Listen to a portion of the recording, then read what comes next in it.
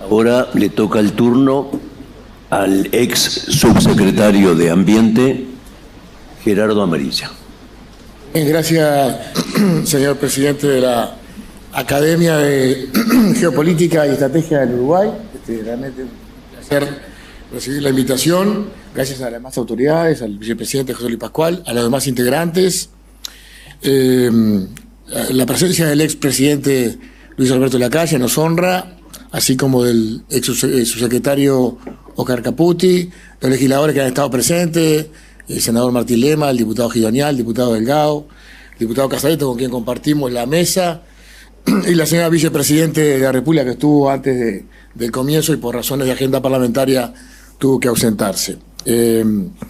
Además, bueno, agradecer la presencia de todos ustedes, un público calificado, pero muchos técnicos y gente que está muy comprometida con el tema del agua, y que para nosotros es una responsabilidad hablar de aquí de un tema tan importante que tiene además, como un poco también lo decía el ingeniero Pascual y Federico, algunas aristas muy técnicas y que son muy importantes a la hora de tomar decisiones públicas.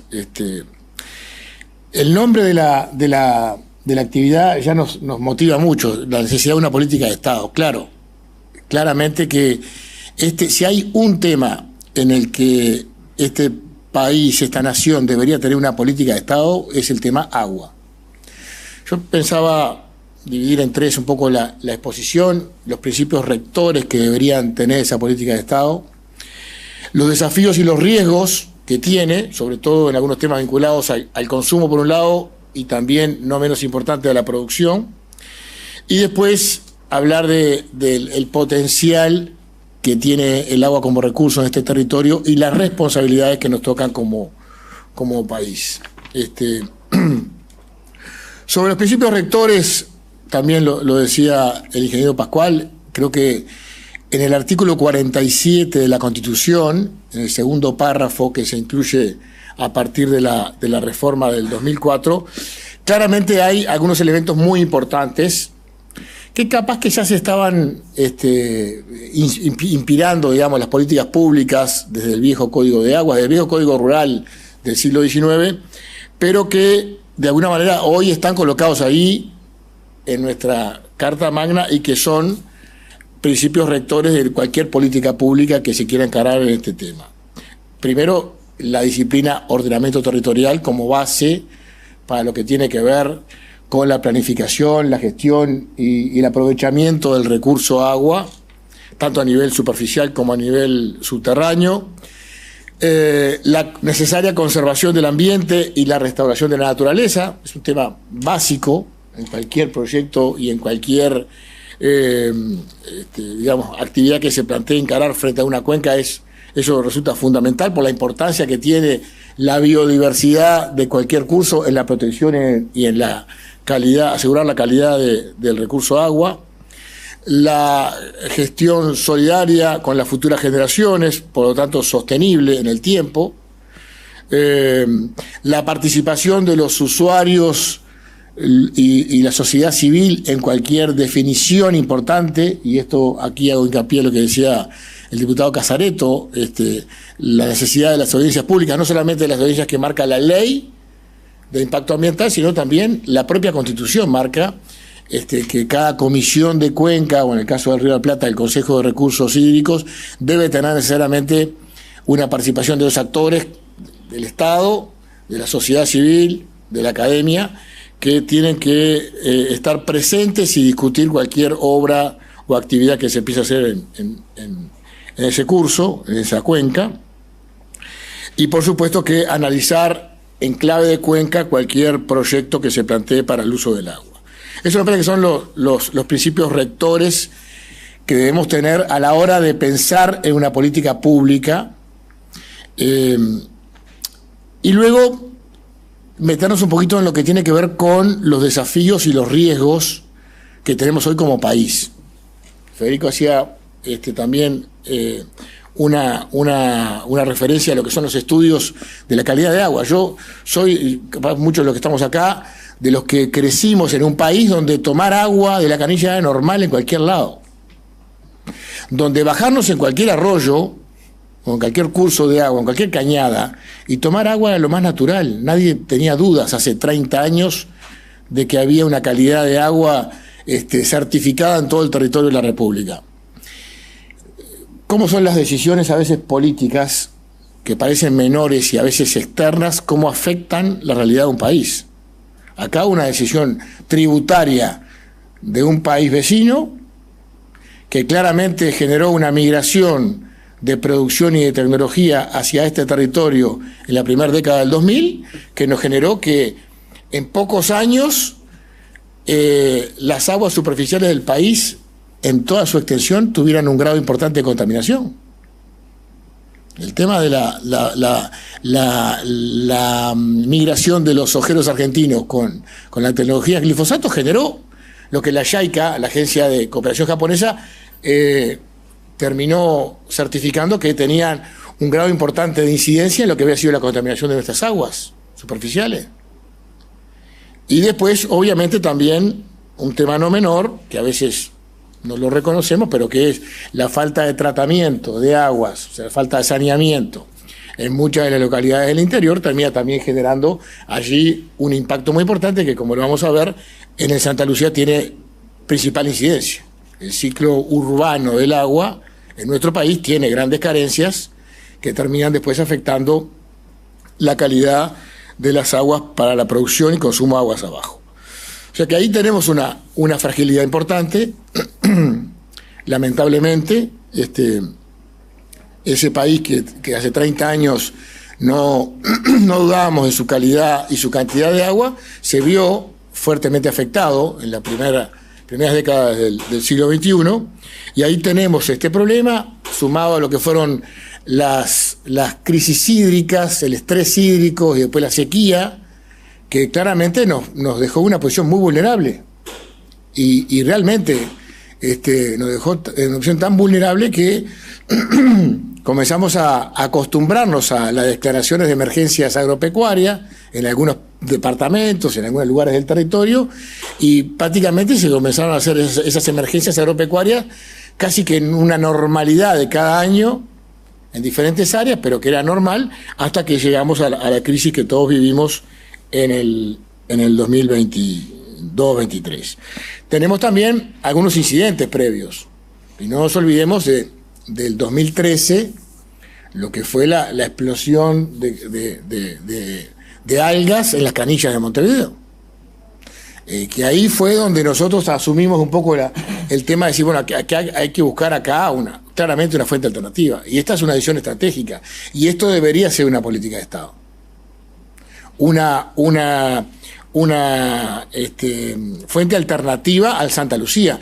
Cuando Hernando Arias de Saavedra viene a su primer viaje al Río de la Plata,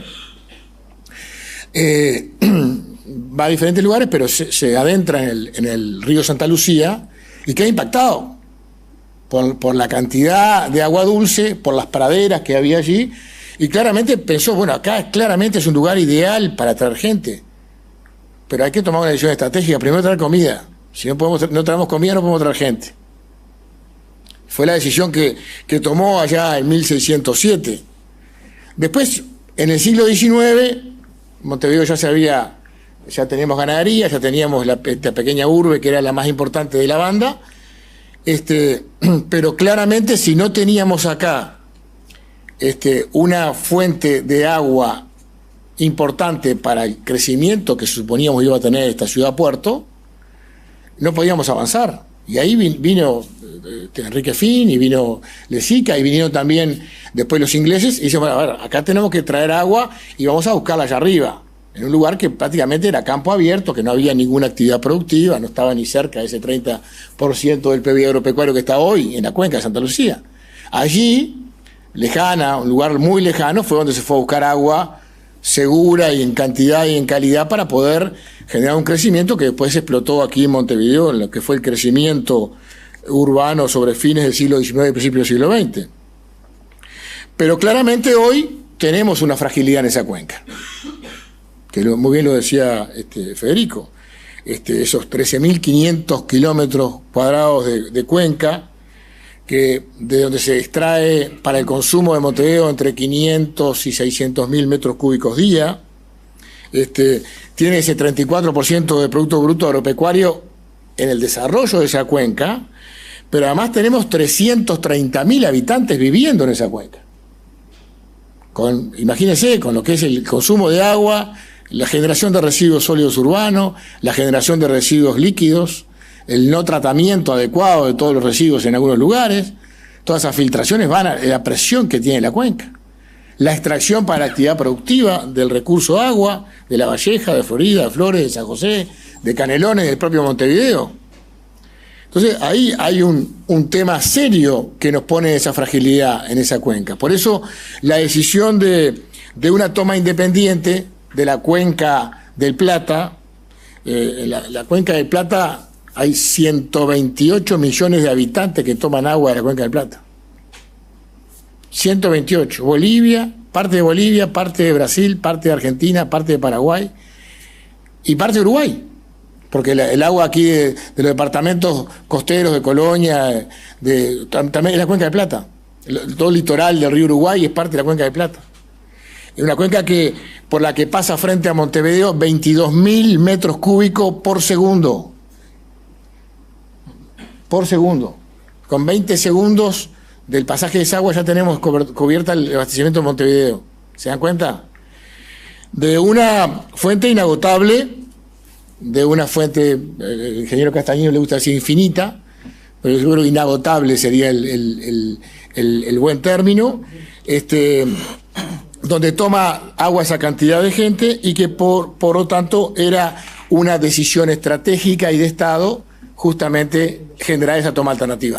No solamente la toma, no solamente el recurso agua, que iba a bajar la presión de Santa Lucía. Ese 30% que se estimaba en el proyecto Arasatí generaba bajarle 30% de consumo diario al Santa Lucía, mejorar la calidad del agua de Santa Lucía, mejorar la capacidad de las reservas que ya existen hoy en Santa Lucía. Y además, no menor, y también afiliándonos a la tesis del ex ministro Fernández Huidobro, tener una planta potabilizadora en otro lugar, distinta. Acá vino el ingeniero Berger de Mekorot, de la agencia de aguas israelí, y no podía entender, dice, ¿cómo duermen tranquilos teniendo todos los huevos en una sola canasta en Santa Lucía? Pasa lo de la sequía, pero pasa lo de la inundación, que también puede afectar, está el ingeniero de Langona que me asiente con la cabeza, pasa algo ahí y nos quedamos sin agua y tenemos que salir a buscar un generador para resolver el tema, o muchos generadores. O sea, es un drama. Por eso la estrategia de la decisión era una fuente distinta, una planta distinta y una línea de aducción distinta. Que también cualquier atentado en este mundo donde el tema del terrorismo afecta hasta los ciberterrorismos, ¿no? Claramente allí tenemos una fragilidad que tenemos todo dependiendo de esos 1.800.000 habitantes, dependiendo de una sola fuente, de una sola planta y de un sistema de aducciones, pero que es de un trayecto conjunto, generalmente es una fragilidad importante que deberíamos tomar la decisión de decir, bueno, tenemos que buscar una alternativa. Por eso la opción de la toma del Río de la Plata, que yo creo que, y tengo la esperanza de que también las autoridades en el momento recapaciten y que vean, no se puede descartar del todo ese proyecto, capaz que no todo, incluso la decisión del gobierno anterior era no dejarle totalmente cerrado ni encapsulado el proyecto, sino dejarle ventanas para que pudieran modificar, pero que por lo menos la toma, como se plantea ahora en la Junta Departamental de San José, la toma de agua bruta en Arasatí exista, porque incluso para traerla a Montevideo, o como había 5 proyectos de iniciativa privada, también se podía llevar directamente a Aguas Corrientes y seguir potabilizando allá, pero de una toma de un lugar alternativo.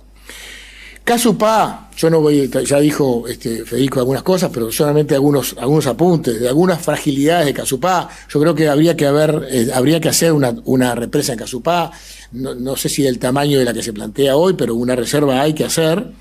Lo que no resuelve Casupá es aumentar el volumen de agua de la cuenca. Es la misma cuenca. Se seca aguas abajo, se seca aguas arriba. Punto. Generar una represa muy grande así, claramente también tiene afectaciones ambientales.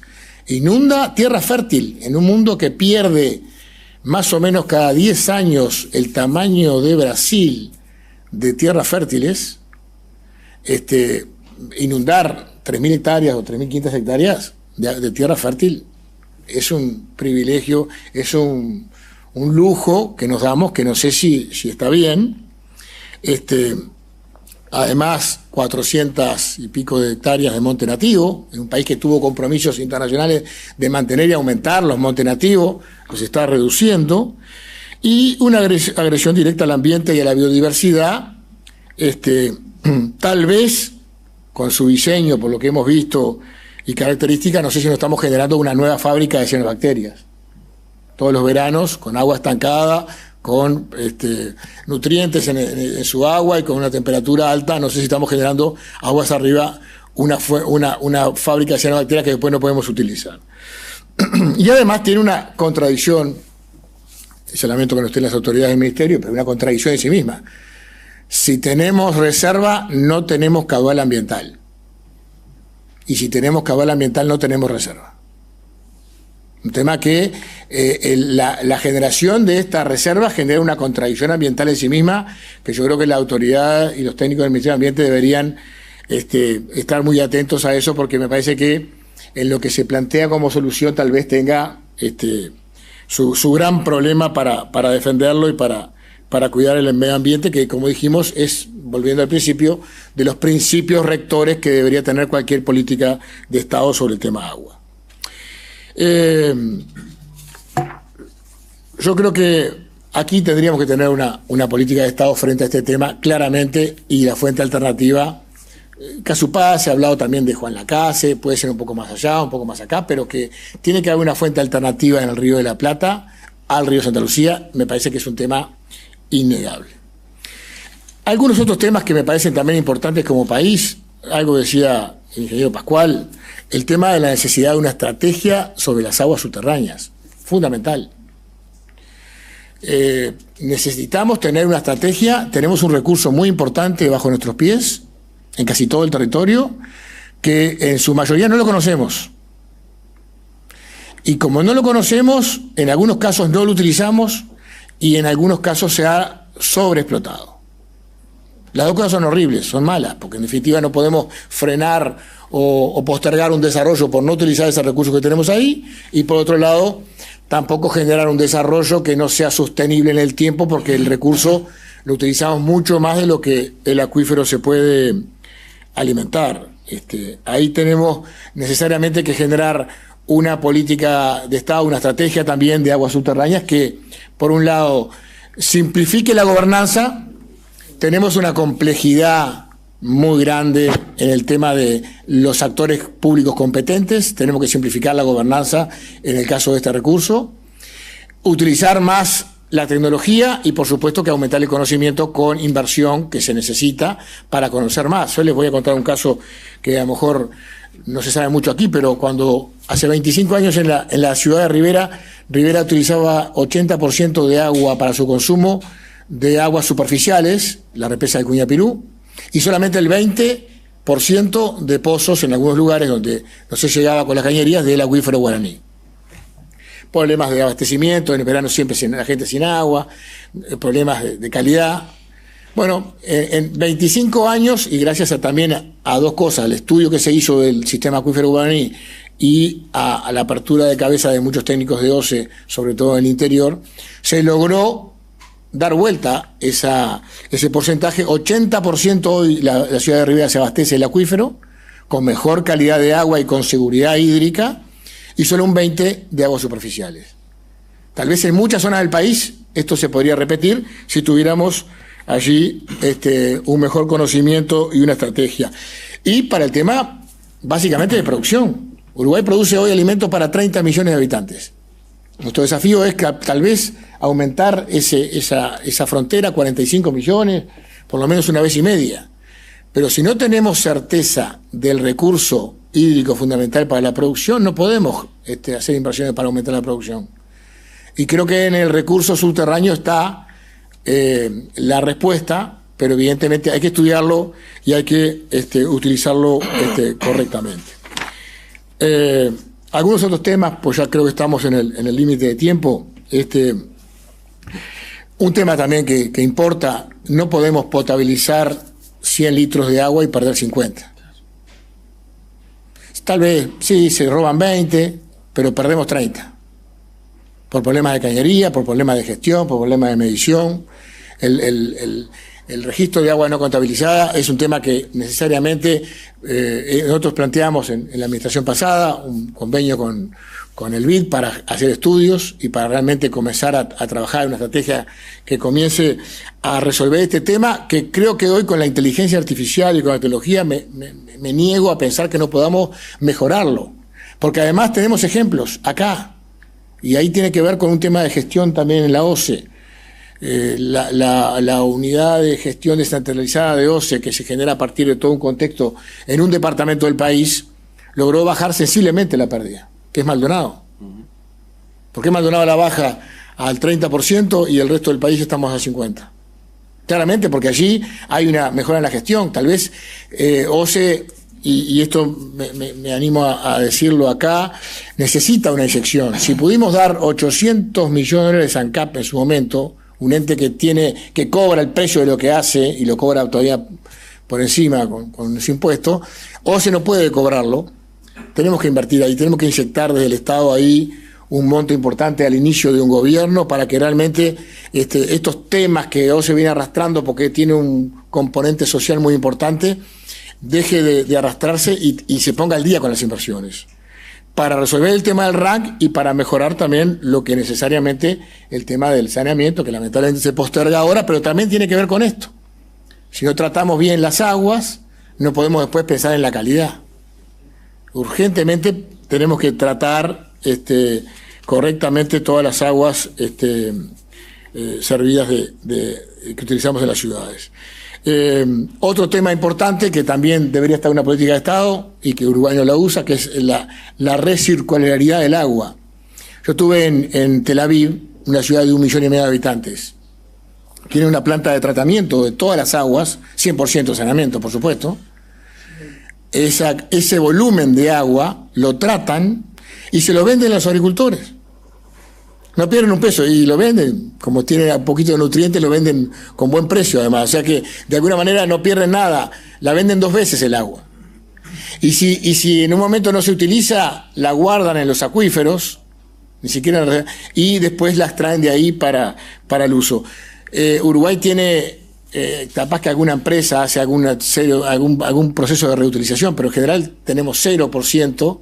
Yo lo planteé en el tema de esta universalización de saneamiento como un objetivo para las 40 plantas que se iban a construir, el tema de reutilizar esa agua. Y bueno, y después el tema de la protección especial de las cabeceras de cuenca es fundamental, eso sí es fundamental. Proteger la biodiversidad, los entornos. Participamos con un grupo de técnicos excepcionales de todo el Estado uruguayo en la iniciativa para el Río Negro, y realmente fue un tema donde acá hay algunos de ellos, diferentes ministerios, y donde claramente allí nos dimos cuenta, si hay un buen cuidado de las cabeceras de las cuencas y la protección de los cinturones verdes y las zonas de amortiguación, hay buena calidad de agua, no hay duda. Es un tema que tenemos que proteger y que tenemos que preservar. Yo creo que se hablaba el tema del agua, el agua es vida. Y bueno, en facultad el tema de los elementos constitutivos del Estado, todos sabemos cuáles son: territorio, poder estático, población. Yo creo que los elementos constitutivos de la vida, claramente, uno de ellos es el agua. Si no hay agua, no hay vida. Y como decía el profesor Mateo Magariño, la calidad de agua es importante además. El tema de tener nuestra vida, tener el agua para los temas de salud. O sea que creo que el agua es fundamental para la vida del ser humano, para el desarrollo, para la producción. Si no tenemos agua, no tenemos Estado, no tenemos civilización. Lo decía también el ingeniero Pascual, las grandes civilizaciones van en torno a las cuencas y a los ríos. Nuestro país tiene nombre vinculado a una cuenca, a un río. O sea que de alguna manera creo que preservar ese recurso, cuidarlo, usarlo sosteniblemente y utilizarlo correctamente como herramienta para el desarrollo es una responsabilidad que tenemos hoy fundamental, los que tenemos capacidad de gestionar o de liderar, y por supuesto que en esa responsabilidad se nos va la vida para nosotros y sobre todo para las futuras generaciones. Muchas gracias.